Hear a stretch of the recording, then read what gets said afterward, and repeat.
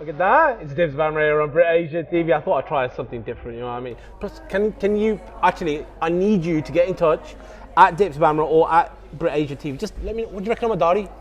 I've gone for a new bearded look. I don't know, man.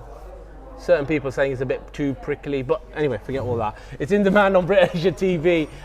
This is the show that just allows me to chat to some of the freshest talent, some of the biggest names, and bring them all to you. And the guy I've got with me today, he's kind of a singer. You can find him on iTunes, but he's more well known for his stuff on Snapchat, social networking, just generally being a dude who's born in the UK and having a laugh with it.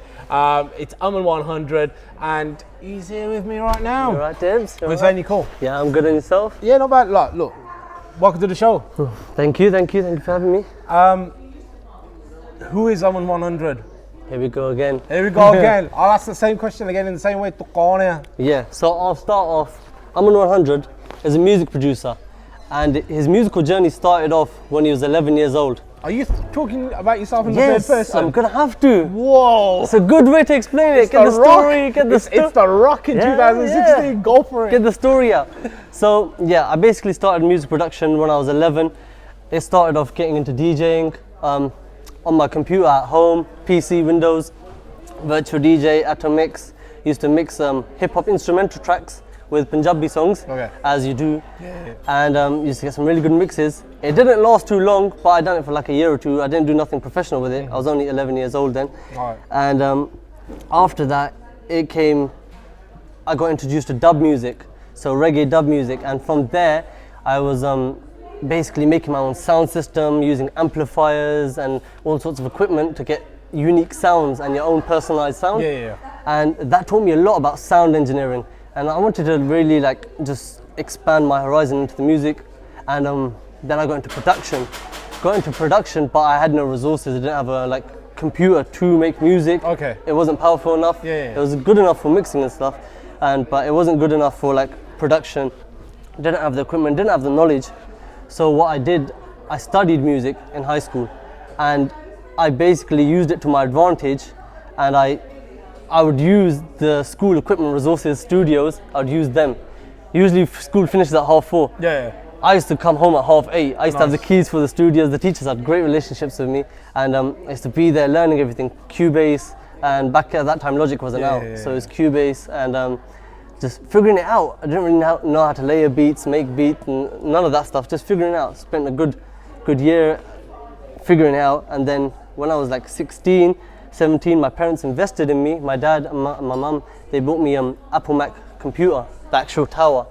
They bought me Logic, and they bought me a set of monitors, because that's what I wanted, and they could see how serious I was about it, because I was devoting my time to it and everything. So they bought me the resources. Plus you get to come home at 4 o'clock. Exactly, you know exactly. At least they know the sun's not doing any good top on. No, you know at this point I stopped. I would go home at 12 o'clock. I would go home at 12 o'clock, and they was like, "Hey, where you been?" Music. All right, music. I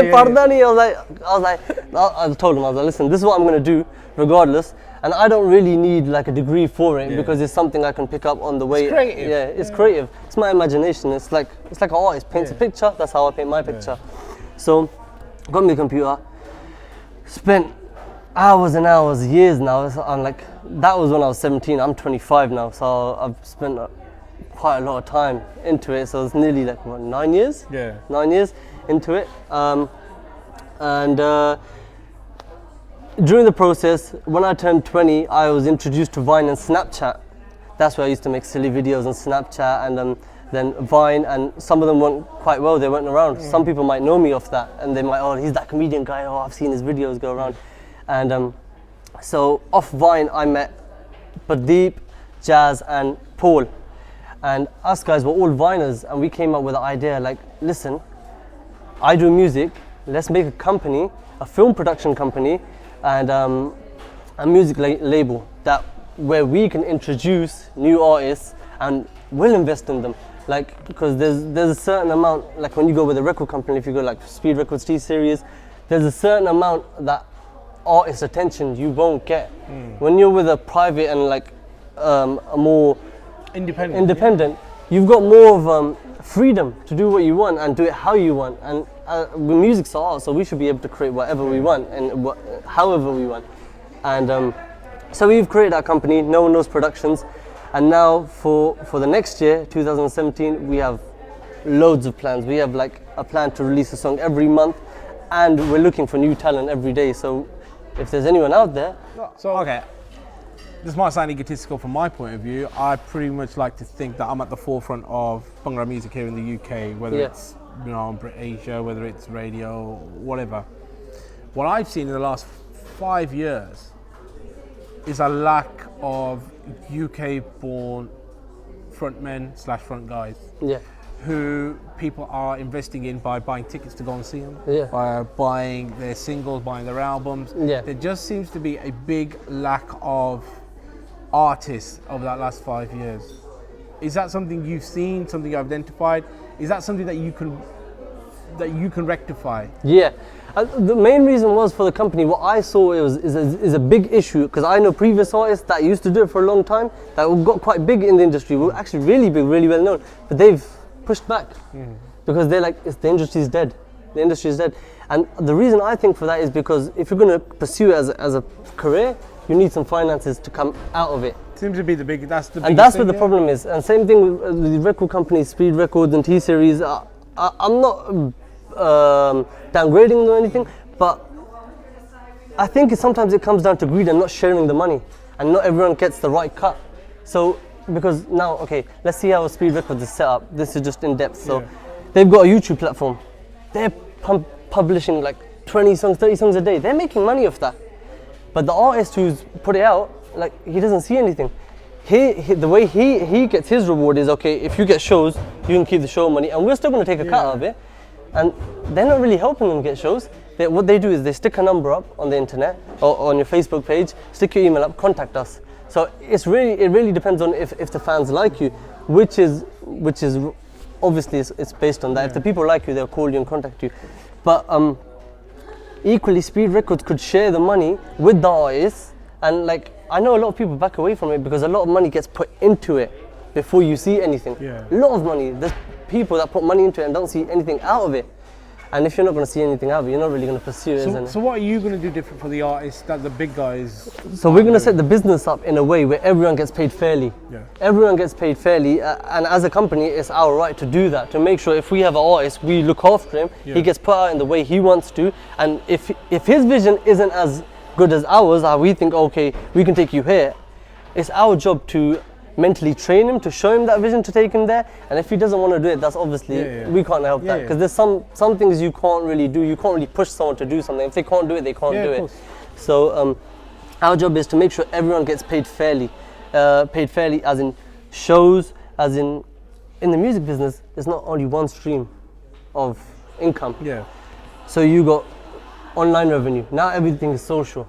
You've got YouTube money coming in.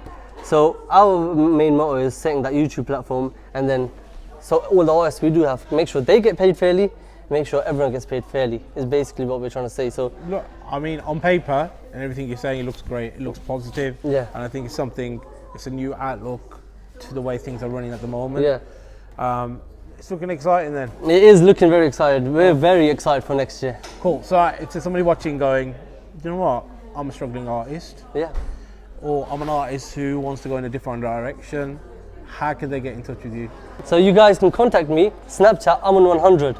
And so that's AMAN 100, 100. Or you could email our company, No One Knows Productions @gmail.com. And definitely someone will get back to you. I will definitely get back to you. If you reach out to me personally, I will definitely get back to you. I'm open for talent. Look, wishing you all the best. Look, when it comes to new talent, new artists, it's always great to see their beginning and their journey. So looking forward to 2017 to you and the whole team as well. Thank you. And wishing you all the best. Thank you. All the best, man. Aman100, if you want to get in touch with him, Snapchat, Aman100. This has been Bhamrah on In Demand. I'll catch you in a bit. See ya.